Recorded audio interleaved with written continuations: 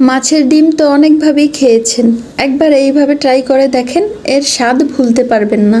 যে কোনো মাছের ডিম নিতে পারেন, আমি এখানে কাতলা মাছের ডিম নিয়েছি। চুলায় কড়াই বসিয়ে পরিমাণ মতো পানি, সামান্য লবণ আর হলুদের গুঁড়া দিয়ে বলক আসার পরে ডিমগুলো দিয়ে দেব। ডিম দেওয়ার পরে বেশিক্ষণ সিদ্ধ করা যাবে না, উপরের অংশের কালারটা চেঞ্জ হলেই নামিয়ে ফেলবো।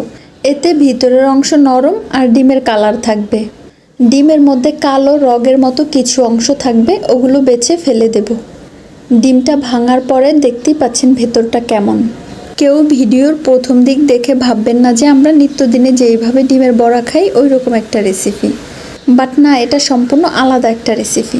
ডিমের সাথে অ্যাড করে দিলাম বেশ কিছুটা পেঁয়াজ কুচি, কাঁচামরিচ, হলুদের গুঁড়া, মরিচের গুঁড়া, সামান্য জিরার গুঁড়া। মোস্ট ইম্পর্ট্যান্ট যেটা বেসন, এটা দিতেই হবে। আমি এখানে 2 টেবিল চামচ বেসন দিয়েছি। আমি ঝালের পরিমাণটা কম দিয়েছি, ঝাল তেমন খেতে পারি না, আপনাদের পছন্দ অনুযায়ী ঝাল দিতে পারেন। ডিমগুলো মাখামাখি করার জন্য বাটিটা ছোট হয়ে গেছে, তাই প্লেটে তুলে নিয়ে খুব ভালো করে সব কিছু মিক্স করে নিলাম। আমার কাছে কাঁচা ধনিয়া পাতা ছিল না, তাই ফ্রোজেন করা ধনিয়া পাতা দিয়েছি। প্যানে একটু বেশি করে তেল দিয়ে বড়াগুলো ভেজে নিচ্ছি। ডিমের বড়াগুলোর আমি ছোট ছোট শেপ দিয়েছি, আর বেশি মোটা করিনি। হালকা কালার আসলেই বড়াগুলো তুলে ফেলবো, বেশি ভাজা যাবে না, এতে রান্নার পরেও বেশ শক্ত শক্ত থেকে যাবে। সবগুলো বড়া ভাজা হয়ে গেছে, তুলে নিলাম। ডিমের সাথে দেওয়ার জন্য একটা আলু কিউব কিউব করে কেটে নিয়েছি। এখন আলুগুলো হালকা ভেজে নেব। আলু ভাজা হয়ে গেছে, প্যানের তেল কমিয়ে ডিম রান্না করার জন্য পেঁয়াজ কুচি দিয়ে দিলাম। তারপর পেঁয়াজ হালকা ভেজে দিয়ে দিলাম 2 টেবিল চামচ টমেটো পিউরি। আপনি চাইলে টমেটো ছোট ছোট করে কেটে অ্যাড করতে পারেন। সাথে আরও দিয়ে দিচ্ছি লবণ, মরিচ, হলুদের গুঁড়া আর সামান্য মিক্স মশলা। আচ্ছা, আর একটু রসুন বাটা দিয়ে দিচ্ছি। এখন সবগুলো উপকরণ তেল ওঠা পর্যন্ত ভেজে নেব।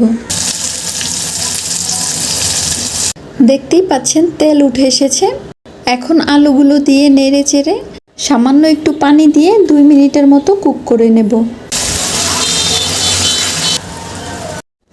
2 মিনিট পরে ভেজে রাখা ডিমগুলো দিয়ে নেড়ে চেড়ে বেশি করে পানি দিয়ে 10 মিনিটের মতো রান্না করে নেব। আচ্ছা, একটা কথা বলে রাখি, টমেটোর পিউরি অ্যাড করার সময় চেক করে নেবেন টক বেশি না কম। টক বেশি হলে অল্প করে অ্যাড করবেন, বেশি টক টক খেতে ভালো লাগবে না। আমার রান্না কমপ্লিট। আচ্ছা, লাস্টে ফ্রোজেন করা ধনিয়া পাতা অ্যাড করেছিলাম। মাশাআল্লাহ, দেখতে খুবই সুন্দর লাগছে, কালারটা অসাধারণ। ডিম রান্নার সাথে সাথে গরম ভাত নিয়ে বসে গেলাম। সাথে মুরগির চামড়া ভাজা ছিল, সেটারও রেসিপি পেয়ে যাবেন আমার চ্যানেলে। দুটো খাবারই অসাধারণ হয়েছে। ভিডিওটি দেখার জন্য ধন্যবাদ।